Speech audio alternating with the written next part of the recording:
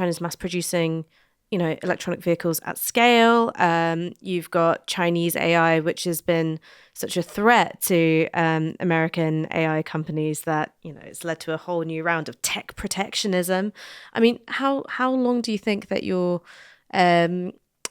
thesis about the inherent connection between becoming a high-income society and being a democratic society is going to hold for?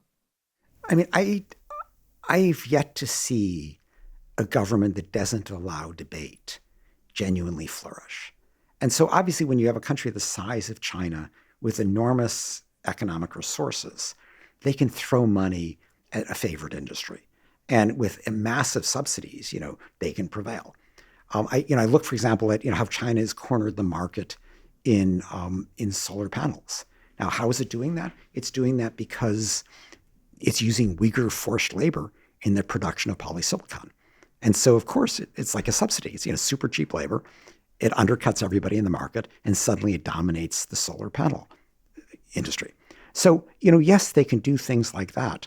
But, this is the same Xi Jinping who had presided over a communist party that, until relatively recently had the one-child policy, which is now a disaster for China because their population is rapidly declining. This is the same Xi Jinping who doesn't trust consumers. He feels that it is wasteful to have consumers spending money on themselves rather than having government-directed investment. So they keep building, one infrastructure item after another to the point where they've lost, any kind of meaningful return for these investments. He doesn't even invest in a social safety net. So there is, utterly inadequate healthcare or retirement benefits, which is why the Chinese people save so much. They have to save for their old age because the government isn't providing for them. And that's become a huge problem because this lack of domestic demand for goods is why China is forced to dump its goods around the world, leading to the current, tariff crisis, not just from the United States, but from other countries too. So this is, we're seeing the manifestations of this single man and a small coterie around him making all these decisions in a dictatorial way. This inevitably is serving them over the people of China, and we're seeing the costs play out.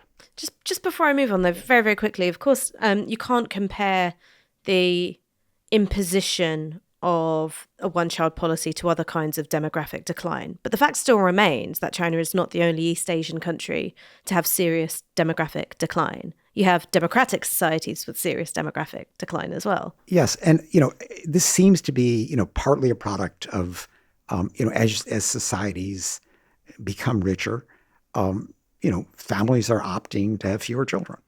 And the obvious answer to that is immigration, which, even traditionally closed immigration societies like Japan are warming to of necessity. Very few people want to move to China to live. And as you note, the demographic decline in China is even more acute because of the echo of the one-child policy, which to this day is kind of creating, really sort of this rapidly shrinking generation. To top that off, they allowed selective abortions for so long that there now is a huge surplus of men who cannot find women to marry.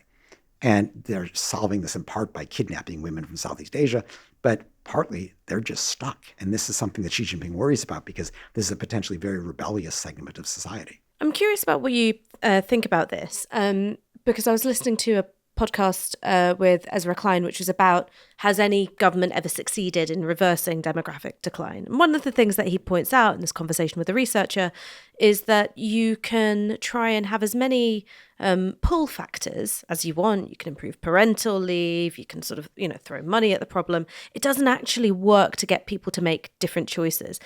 One of the only things that has worked, and it requires the government to sort of, keep its hand down on the button forever, is like coercive measures, right? Removing reproductive autonomy, choice from women.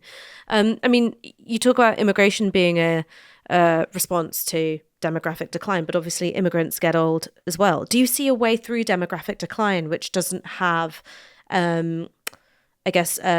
autocratic or coercive implications?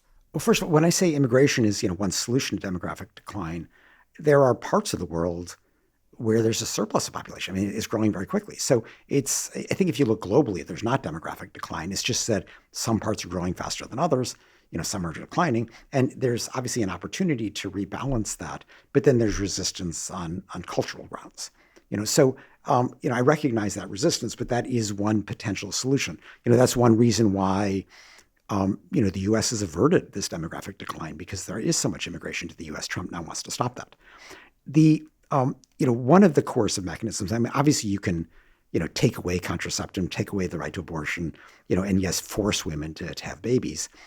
Another is cultural, and you see this in kind of the far-right autocrats, or people like J.D. Vance, the U.S. vice president, or Viktor Orban in Hungary. You see it in the Law and Justice Party in Poland, where there's in fact Putin.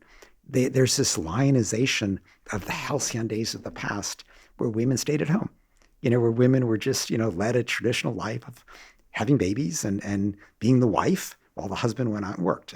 And there's this effort to, bring back the 1950s. Now, this is not going to happen. This is not where the world is.